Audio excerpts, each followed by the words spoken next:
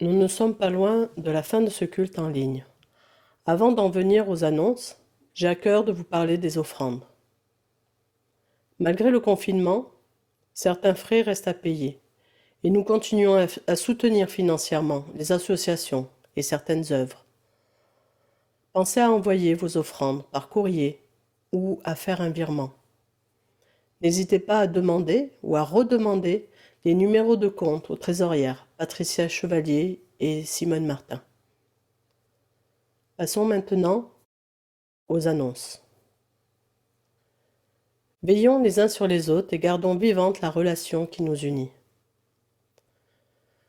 La chaîne de prière reste à votre service. La halte prière aura lieu le mercredi 25 à 19h30 en Zoom. Les sujets sont transmis à la liste de diffusion. L'étude biblique aura lieu le samedi 28 à 10h en Zoom. Les méditations sont partagées et vous sont envoyées sur la liste de diffusion par mail. Vous retrouverez le culte dominical sur la chaîne YouTube de l'Église. Une information supplémentaire. On profite, entre guillemets, du confinement pour éteindre le chauffage dans l'église, car les travaux pour remplacer la chaudière commencent ce lundi 23 novembre. Vivement qu'on revienne à l'église pour pouvoir profiter de tout ça. Nous arrivons maintenant au temps de parole d'envoi, que je souhaite vous laisser pour vous fortifier durant cette semaine, au moins, voire même plus.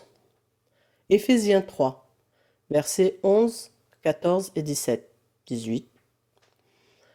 Par Jésus-Christ notre Seigneur, en qui vous avez la foi en lui, la liberté de vous approcher de Dieu avec confiance, je fléchis le genou devant le Père, afin qu'il vous donne, selon la richesse de sa gloire, d'être puissamment fortifié par son esprit dans l'homme intérieur, en sorte que Christ habite vos cœurs par la foi, afin qu'étant enracinés et fondés dans l'amour, vous puissiez comprendre avec tous les saints quelle est la largeur, la profondeur, la longueur et la hauteur, et connaître l'amour de Christ, qui surpasse toute connaissance, en sorte que vous soyez remplis jusqu'à toute plénitude de Dieu.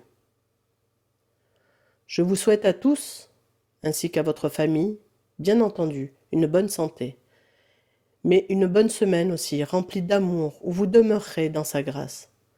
Oui, nous voulons chanter « Je veux demeurer dans ta grâce ».